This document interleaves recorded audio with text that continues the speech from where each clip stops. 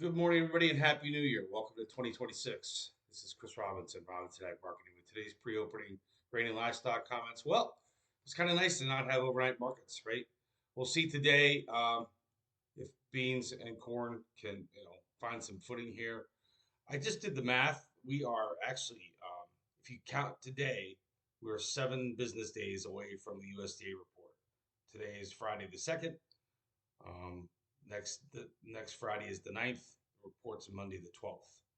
So that gives you today, and so call it 7 or 8 days, depending on where you start counting. But that's what we've got to get through until the USDA report. The USDA report is going to be the next thing that can do what? It can change prices. So rather than go in being all bearish, rather than going in being all bullish, I would just go in and say, all right, where are we? What's the worst case scenario for my bottom line? Because everybody out there has a different opinion. I don't know if you realize that or not. You don't have to look too far. It's kind of hard to you can't turn left or right and not offend somebody with an opinion they don't like about where the grains are going. So get your risk on paper. A lot of people would rather be right on their opinion and than walk around like a kid with a gold star on their homework. They'd rather get that than actually defend or make money. I learned that a long time ago. So let's try and defend what we've got and leave the door open to making more money. And our opinions, I go into every report hoping my opinion's wrong, and um, the position makes money, the hedge makes money for the client, right? That's really what it comes down to. Um, and we'll talk about hedging real quick. I mean, if you have risk in the cash market, right? You are always, if you're a producer, you're always long. So you're like someone that, you've got one arm tied behind your back. So what do you need to do? You need to be defending against lower prices. If you're an end user, right? You're always short.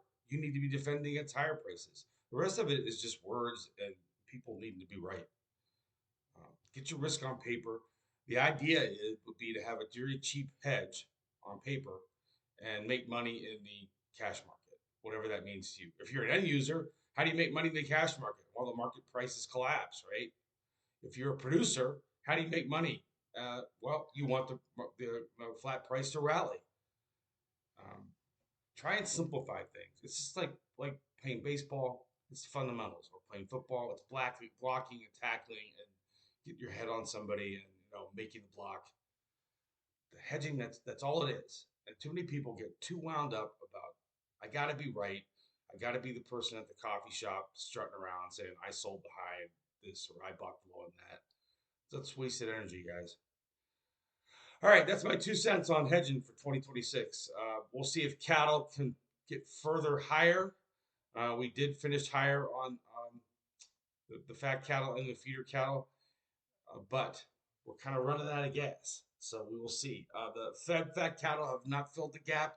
March fat cattle did fill the gap at 345.05. Now we're trading. We settled right there at 345.35. Um, all right, that's all we're looking at today. Get your risk on paper. Happy New Year. I know a lot of people probably aren't even listening to this day. The Board of Trade and the markets being what they were, these guys they can't miss a day to make money, right? So they got to keep the markets open. This is what we have to deal with. It's silly. We should all be closed until Monday. But if you need to get something done today, give me a call 312-638-8868. Real quick, what's going on in the outside markets?